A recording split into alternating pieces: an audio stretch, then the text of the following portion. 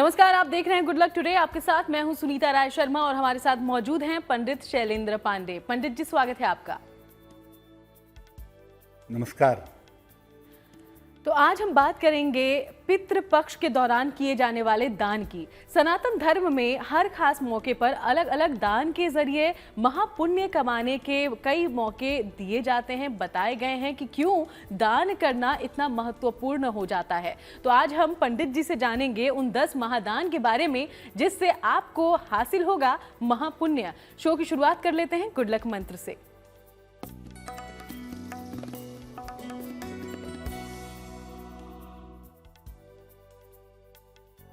पितृपक्ष में अगर आप गीता का पाठ करते हैं या श्रीमद् भगवत गीता की पुस्तक का दान करते हैं तो ये विशेष लाभकारी होता है। ऐसा करने से पूर्वजों की, पितरों की आत्मा को निश्चित रूप से शांति मिलती है।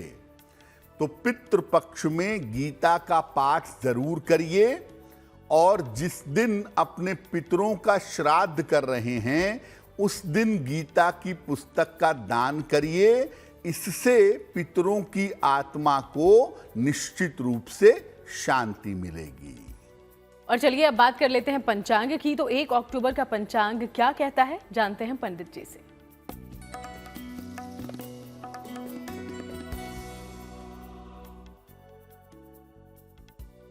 दिनांक 1 अक्टूबर 2023, दिन रविवार, तिथि है आश्विन कृष्ण पक्ष की द्वितीया तिथि, सुबह के 9:41 तक। नक्षत्र है अश्विनी नक्षत्र, शाम के 7:27 तक। चंद्रमा मेष राशि में संचरण कर रहे हैं। राहु काल का समय शाम के 4:30 से लगभग 6 बजे तक। पश्चिम दिशा की तरफ यात्रा करने की मनाही है, लेकिन अगर यात्रा करना जरूरी है, मजबूरी है, तो जरा सा पान का पत्ता खाकर और भगवान का स्मरण करके यात्रा करेंगे तो मुश्किल से बचे रहेंगे। तो चलिए अब हम चर्चा की शुरुआत करते हैं। वैसे तो दान बेहद महत्वपूर्ण माना ही गया है हर खास मौके पर, लेकिन पितृपक्ष में दान का क्या महत्व है ये समझते हैं पंडित जी से। पंडित जी। जी, जैसा कि सुनीता ने आरंभ में ही कहा कि धर्म का एक बड़ा हिस्सा है दान करना, और दान करना भी धर्म को पालन करने के तहत आता है।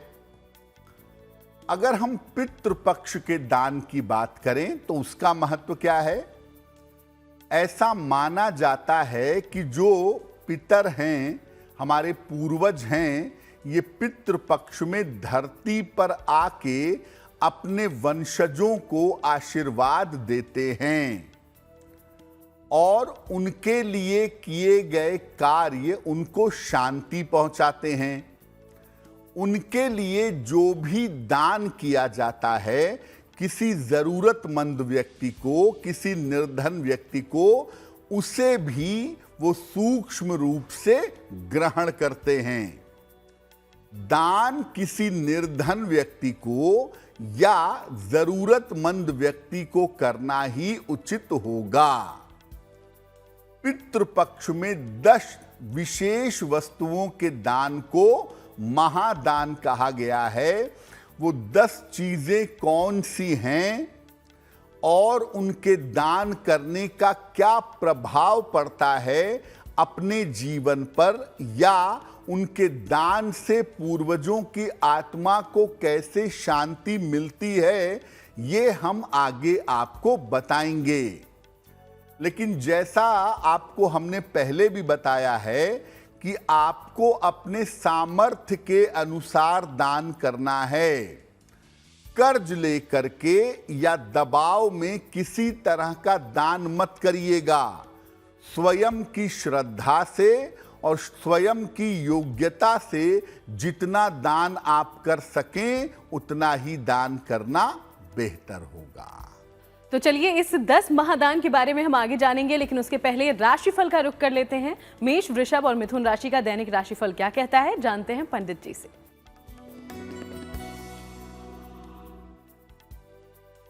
मेष राशि, स्वास्थ्य आपका अब धीरे धीरे बेहतर होता हुआ दिखाई दे रहा है।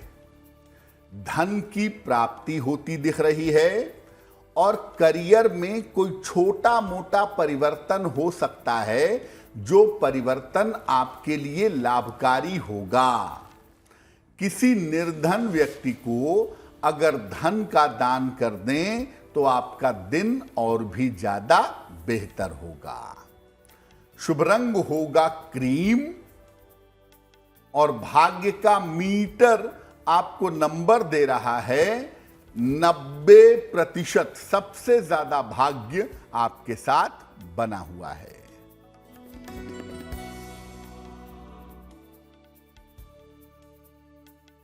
वृषभ राशि, स्वास्थ्य का थोड़ा ध्यान रखें, व्यर्थ की चिंता ना करें। संतान पक्ष पर भी थोड़ा ध्यान बनाए रखना जरूरी होगा। किसी निर्धन व्यक्ति को अगर गुड़ का दान कर दें तो दिन की मुश्किलें बहुत हद तक कम हो जाएंगी। शुभ रंग होगा फिरोजी और भाग्य का मीटर आपको नंबर दे रहा है 60%। जितनी मेहनत करेंगे उतना ही आपको लाभ होगा।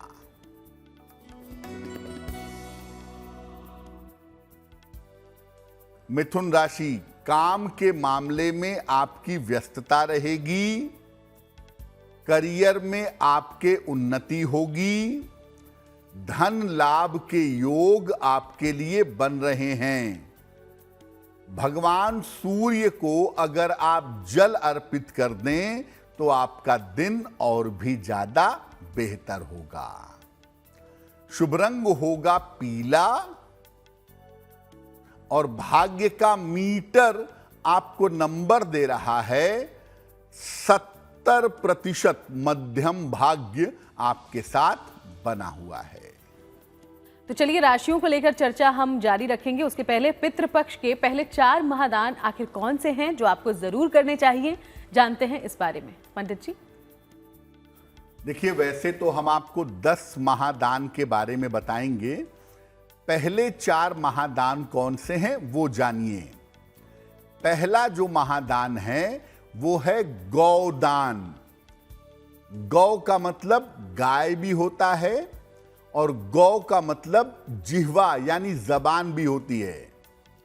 तो इस दान को करने से व्यक्ति को निश्चित रूप से मुक्ति की प्राप्ति होती है। अपने पूर्वजों के लिए आप गौ दान कर सकते हैं। संकल्प लेकर प्रत्यक्ष रूप में भी कर सकते हैं और संकल्प से भी कर सकते हैं, यानी गौ दान के निमित्त आप धन भी दे सकते हैं कि भाई इतना पैसा दिया और गौ दान का संकल्प किया। तो वास्तव में भी गाय का दान कर सकते हैं और संकल्प लेकर भी मानस रूप से भी गाय का दान कर सकते हैं। और अगर आप अपने पूर्वजों के लिए ऐसा करते हैं तो माना जाता है कि इससे उनको मुक्ति की प्राप्ति होती है। दूसरा जो महत्वपूर्ण दान है वो है भूमि का दान। भूमि का मतलब जमीन होती है, हम सब जानते हैं। तो भूमि का भी आप दान कर सकते हैं। किसी निर्धन व्यक्ति को आप थोड़ी सी जमीन का दान करें अगर आप इतने सामर्थ्यवान हैं, या इसके अभाव में केवल मिट्टी का दान करने से भी ये दान पूर्ण हो जाता है। अपने पूर्वजों के लिए अगर आप भूमि का दान करते हैं तो इससे आपको आर्थिक समृद्धि की प्राप्ति होगी। इससे आपको धन का लाभ अवश्य होगा। तीसरा दान है तिल का दान। काले तिल का दान करना भी पितृपक्ष में बड़ा शुभ माना जाता है। काले तिलों का दान करने से व्यक्ति को ग्रह और नक्षत्रों की बाधा से मुक्ति मिलती है। यानी अगर आप पितृपक्ष में अपने पूर्वजों के लिए, अपने पितरों के लिए काले तिल का दान करते हैं तो ग्रहों नक्षत्रों की बाधा से आपको निश्चित रूप से मुक्ति प्राप्त होती है। स्वर्ण दान, स्वर्ण यानी सोने का दान करने से व्यक्ति को कर्ज और रोगों से मुक्ति मिलती है। यानी अगर आप अपने पितरों के लिए, अपने पूर्वजों के लिए किसी निर्धन व्यक्ति को स्वर्ण का दान करते हैं तो आपको कर्ज और रोगों से मुक्ति मिलेगी। स्वर्ण के अभाव में सोना अगर नहीं दे सकते तो संकल्प लेके सोने के नाम से दक्षिणा भी दी जा सकती है। और अगर आप ऐसा करते हैं तो स्वर्ण का दान करना जीवन में बड़ी सफलताएं भी देता है। इसीलिए आप ये दान भी पितृपक्ष में करें तो आपके लिए बहुत अच्छा रहेगा। तो ये 4 महादान जिसके बारे में आपने जाना, आगे और हम जानकारी लेंगे। उसके पहले कर्क, सिंह और कन्या राशि का दैनिक राशिफल क्या कहता है ये जानते हैं पंडित जी से।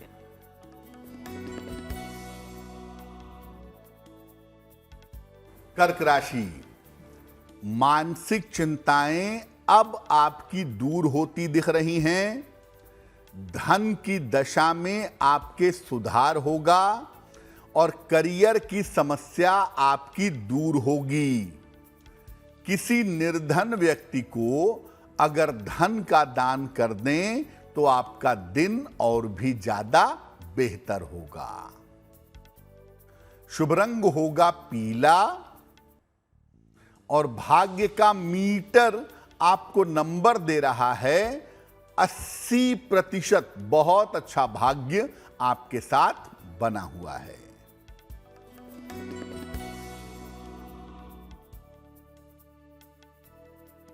सिंह राशि, धन लाभ के योग बन रहे हैं। संपत्ति लाभ के योग भी दिख रहे हैं। दूर स्थान से आपको लाभ होगा। भगवान सूर्य को अगर आप जल अर्पित कर दें तो आपका दिन और भी ज्यादा बेहतर होगा। शुभ रंग होगा धानी और भाग्य का मीटर आपको नंबर दे रहा है 75%। उत्तम भाग्य आपके साथ बना हुआ है।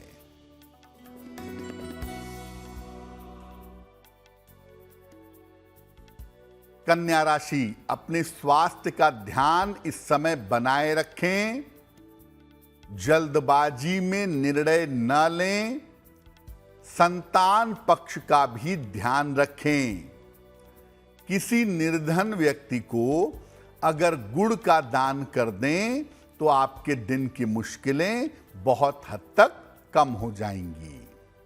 शुभ रंग होगा आसमानी और भाग्य का मीटर आपको नंबर दे रहा है 60%। मेहनत ज्यादा होगी, भाग्य थोड़ा कम रहेगा।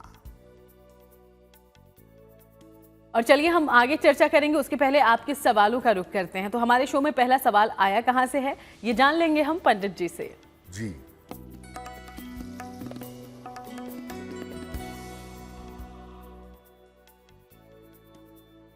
आज का पहला प्रश्न हमें उपासना जी ने लिखा है और उपासना जी अपना प्रश्न हमें लिखती हैं मोहाली से।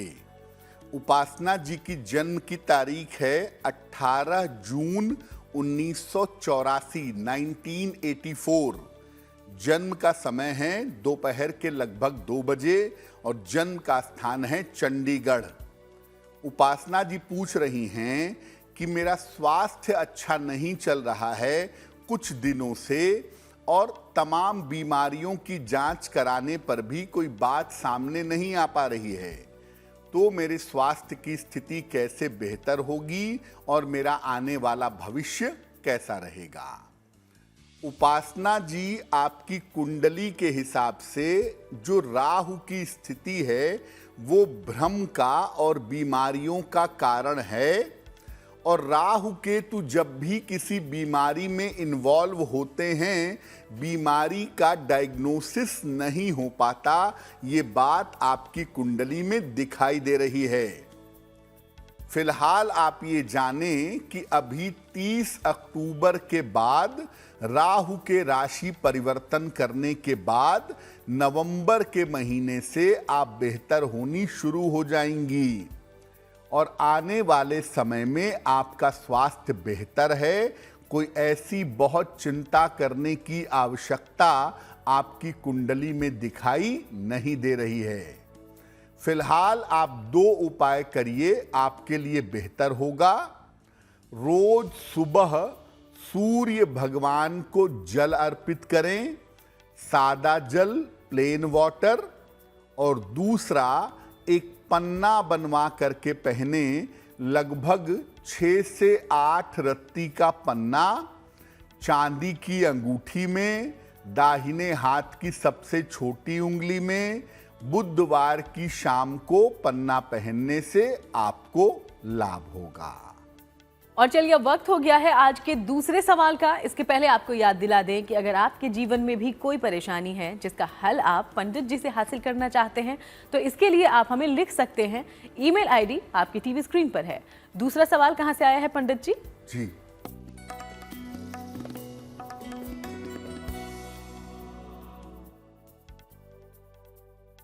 अगला प्रश्न हमें अजीत कुमार जी ने लिखा है, और अजीत कुमार हमें लखनऊ से मेल लिखते हैं।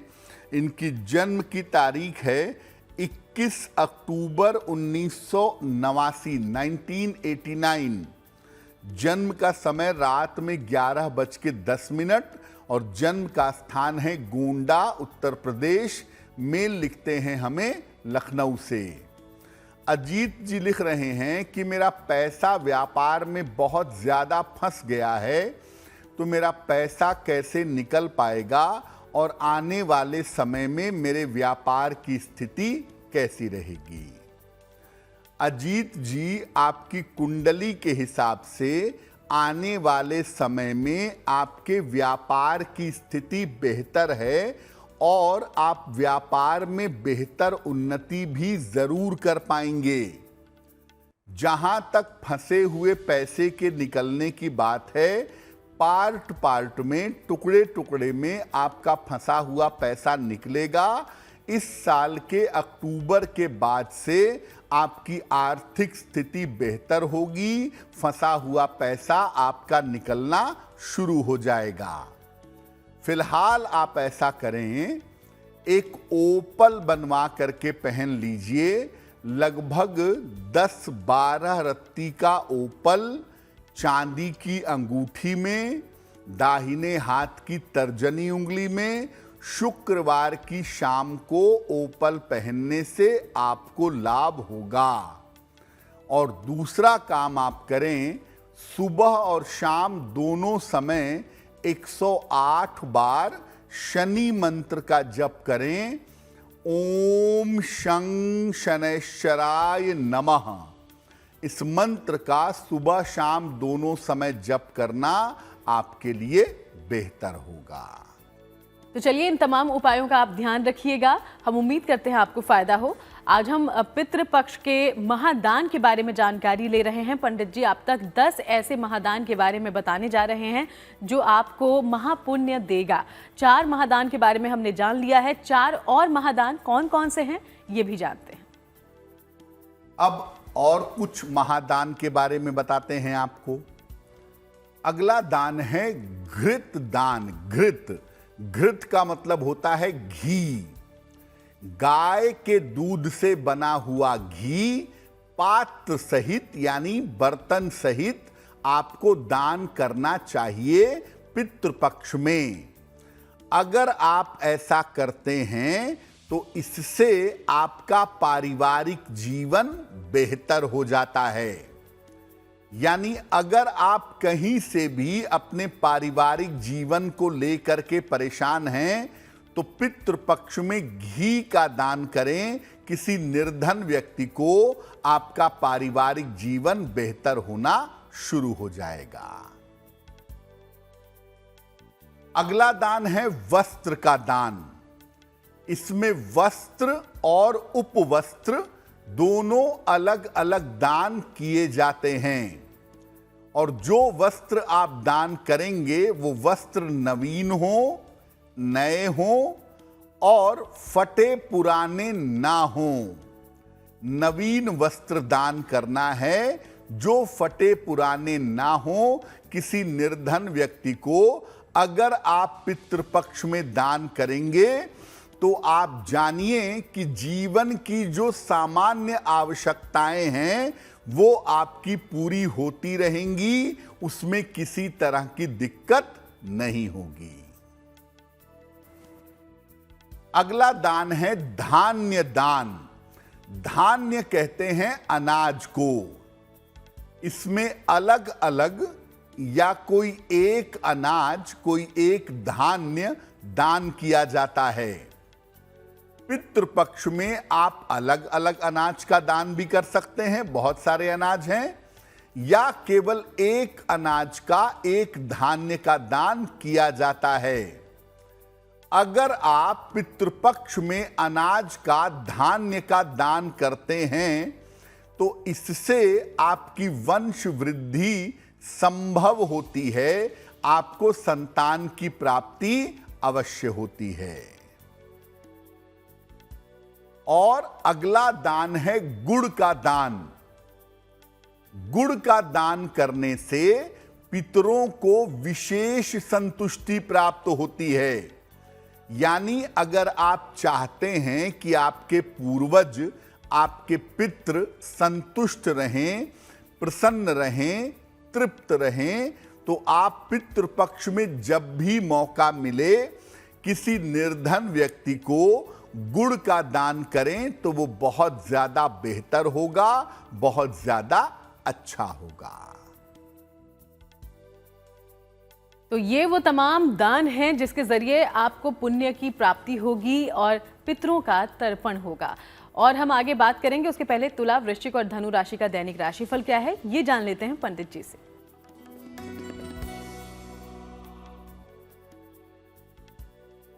तुला राशि, अगर अविवाहित हैं तो आपका विवाह तय हो सकता है। धन की स्थिति आपकी कुल मिलाकर ठीक रहने वाली है। कारोबार में लाभ होता हुआ दिख रहा है। खाने पीने की वस्तु का अगर दान करें तो आपका दिन और भी ज्यादा बेहतर होगा। शुभ रंग होगा गुलाबी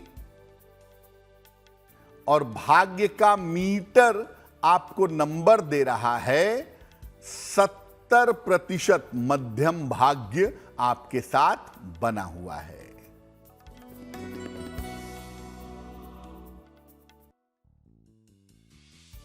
वृश्चिक राशि, काम के मामले में काफी व्यस्तता रहेगी। धन की स्थिति आपकी कुल मिलाकर ठीक रहेगी। संपत्ति का लाभ इस समय आपको हो सकता है।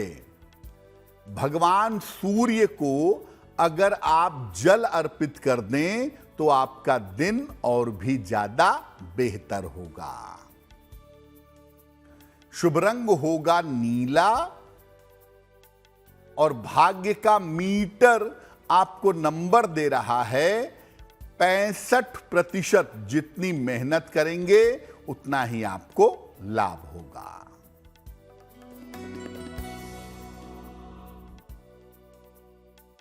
धनु राशि, यात्रा के योग आपके बन रहे हैं। धन की प्राप्ति होती दिखाई दे रही है। करियर में लाभ के योग बने हुए हैं। किसी निर्धन व्यक्ति को अगर धन का दान कर दें तो आपका दिन और भी ज्यादा बेहतर होगा। शुभ रंग होगा नारंगी और भाग्य का मीटर आपको नंबर दे रहा है 75% उत्तम भाग्य आपके साथ बना हुआ है। और चलिए अब 3 राशियां बची हैं जिसके बारे में हम आगे चर्चा करेंगे। उसके पहले पितृपक्ष के दूसरे महादान के बारे में पंडित जी से जानकारी लेते हैं। पंडित जी, हमने 8 महादान के बारे में आपसे बात कर ली है, और दूसरे दान कौन से हैं जो हम कर सकते हैं? अब 2 महादान बचते हैं, वो कौन से हैं? अब है रजत का दान। रजत कहते हैं चांदी को। चांदी का अगर आप पितृपक्ष में दान करते हैं या चांदी से बनी हुई वस्तुओं का दान करते हैं, तो ये आपके परिवार और आपके वंश को मजबूत करता है। चांदी के अभाव में आप सफेद धातु की बनी हुई कोई भी चीज दान कर सकते हैं। सफेद धातु की बनी हुई चीज या चांदी का दान करना आपके लिए बहुत अच्छा होगा। इससे पारिवारिक संपन्नता, पारिवारिक समृद्धि आपको प्राप्त होगी। और अंतिम दान है लवण का दान।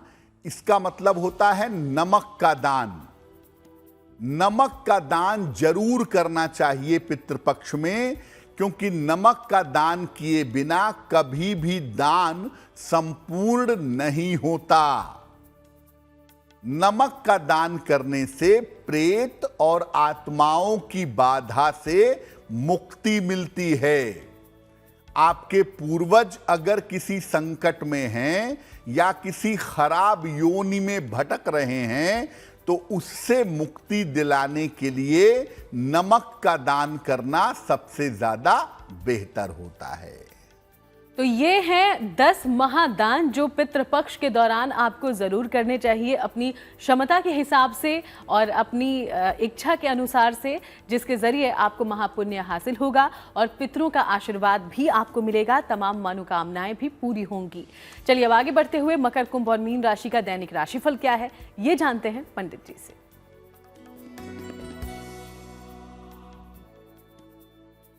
मकर राशि, बेवजह के वाद विवाद हो सकते हैं इस समय। लंबी यात्रा इस समय मत करिए। परिवार की समस्याओं से थोड़ा बचाव करिए, शांति रखिए।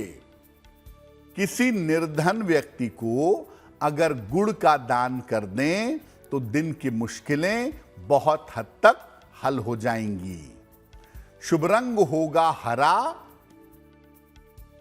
और भाग्य का मीटर आपको नंबर दे रहा है 60%। मेहनत ज्यादा होगी, भाग्य थोड़ा कम रहेगा।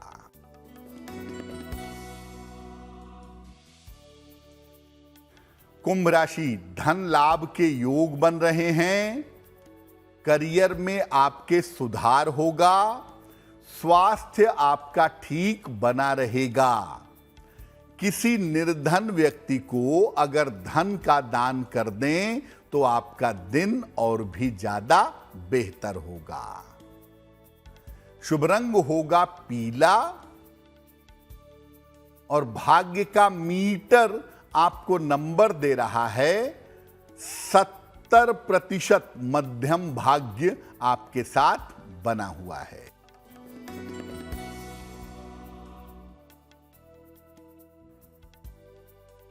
मीन राशि, करियर की समस्या में सुधार होगा।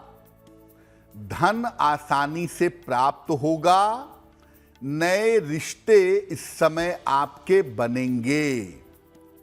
खाने पीने की वस्तु का अगर आप दान करें तो आपका दिन और भी ज्यादा बेहतर होगा।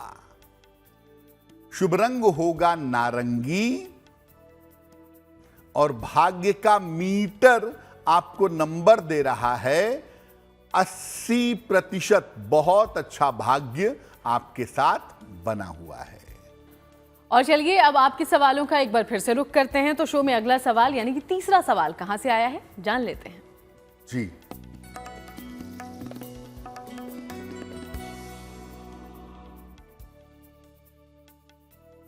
अगला प्रश्न हमें नीरज जी ने लिखा है और नीरज हमें मेल लिखते हैं दिल्ली से। नीरज जी की जन्म की तारीख है 22 अगस्त 1980, 1980।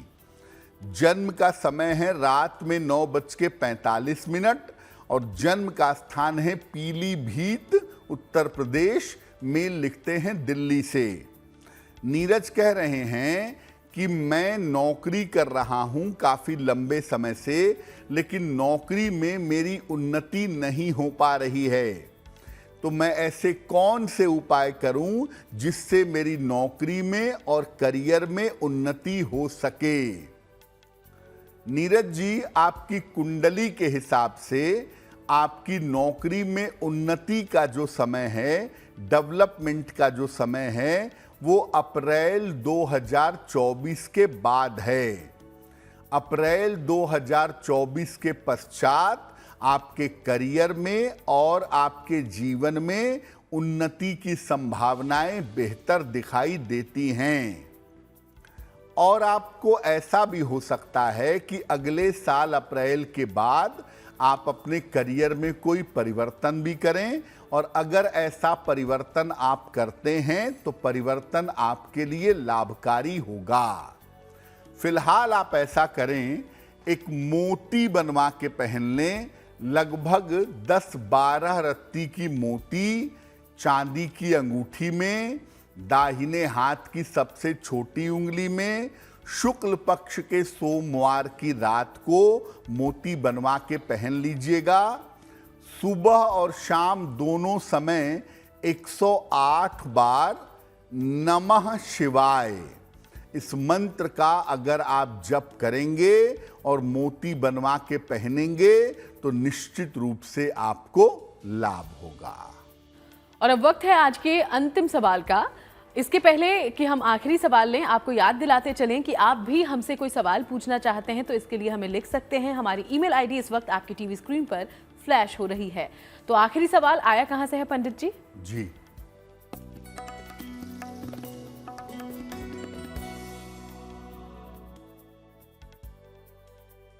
आज का अंतिम प्रश्न उर्मिला जी ने हमें लिखा है और उर्मिला जी हमें हरदोई से मेल लिखती हैं।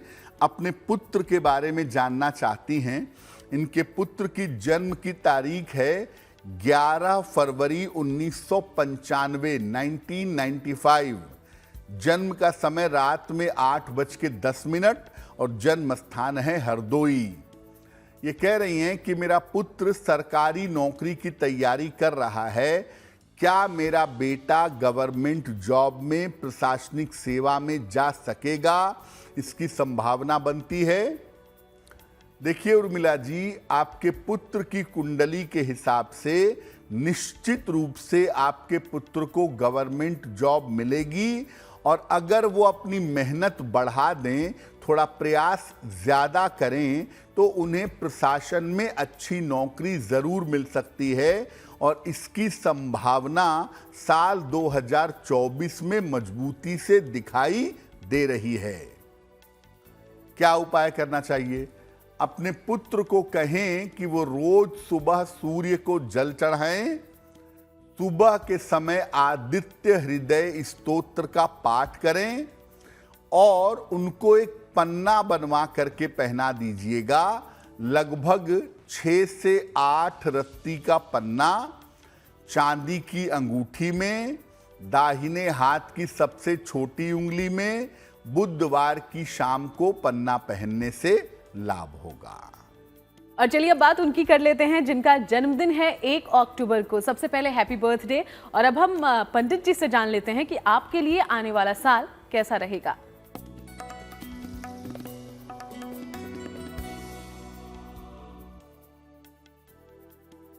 जिन लोगों का जन्मदिन 1 अक्टूबर को है, उन्हें हम सबकी तरफ से जन्मदिन की हार्दिक शुभकामनाएं। आने वाले वर्ष में करियर में आपके थोड़ी समस्याएं रह सकती हैं।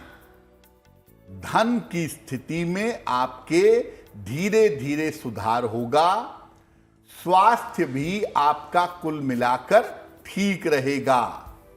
साल के अंत में आपके करियर और आपके स्थान में बड़ा परिवर्तन हो सकता है। क्या करेंगे? पूरे साल भर भगवान सूर्य की अगर आप उपासना करें तो ये वर्ष आपके लिए बहुत अच्छा होगा। और चलिए अब वक्त है आज की जिज्ञासा का। जिज्ञासा में सवाल यह है पंडित जी कि भगवान भोलेनाथ की जब हम पूजा करते हैं तो शंख का प्रयोग नहीं करते, तो ऐसा क्यों है कि शिव जी की पूजा में शंख का प्रयोग वर्जित है? सामान्यतः भगवान शिव की पूजा में शंख का प्रयोग वर्जित है। क्यों? शंख की उत्पत्ति शंखचूर्ण दैत्य से मानी जाती है और शिव जी ने उसी दैत्य शंखचूर्ण का वध किया था। इसीलिए शिव पूजन में शंख का प्रयोग निषिद्ध है। शंख का प्रयोग सामान्य स्थितियों में शिव पूजन में आप नहीं कर सकते। और अब जान लेते हैं शुभ पहर के बारे में। तो 1 अक्टूबर के दिन कौन सा है शुभ पहर, बताइए पंडित जी। दिनांक 1 अक्टूबर 2023 दिन रविवार का शुभ पहर। शुभ पहर का समय है शाम को 6 बजे से 7:30 के बीच में। इस समय में एक बार हनुमान चालीसा का पाठ करिएगा। अगर आप ऐसा करते हैं तो इससे आपका नाम और आपका यश दोनों बढ़ेगा। लेकिन करेंगे शुभ पहर में तभी लाभ होगा। समय फिर से नोट करें, 1 अक्टूबर रविवार शाम को 6 बजे से 7:30 के बीच में। और चलिए अब जान लेते हैं आज की गुड लक राशि के बारे में, जो कि है वृश्चिक। और वृश्चिक राशि के बारे में पंडित जी क्या बता रहे हैं? पंडित जी, हम आजकल आपको बता रहे हैं कि अलग अलग राशि के लोगों को जीवन में किस चीज से खतरा होता है।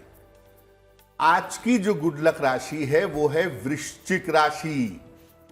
वृश्चिक वालों को हमेशा अपने लोगों से खतरा होता है। अपने नजदीकी लोगों से सावधान रहें।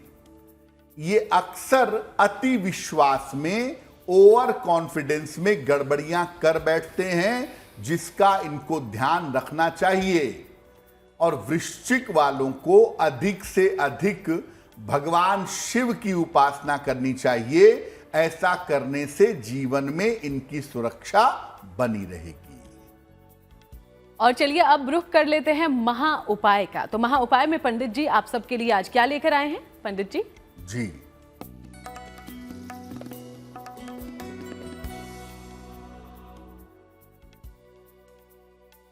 अगर आप नए घर में गृह प्रवेश कर रहे हैं या करने जा रहे हैं तो किन बातों का ध्यान रखें? गृह प्रवेश हमेशा सही मुहूर्त में करिए और इसके लिए सूर्योदय के आसपास का समय सबसे ज्यादा उत्तम होता है। जिस दिन गृह प्रवेश करें उस दिन घर में अग्नि स्थापित करें, हवन करें और गृह प्रवेश करने से अगले 1 महीने तक उस घर में नॉनवेज ना तो बनाएं ना तो खाएं। पहले महीने तक उसकी पवित्रता को मेंटेन किए रखें। बहुत बहुत शुक्रिया आपका पंडित जी, ये तमाम उपाय हमारे दर्शकों तक पहुंचाने के लिए। धन्यवाद। तो चलिए यूं ही आपसे मुलाकात होती रहेगी, अलग अलग विषयों पर बात भी करेंगे। फिलहाल शो में इतना ही। देश दुनिया की बाकी तमाम खबरों के लिए आप देखते रहिएगा GNT।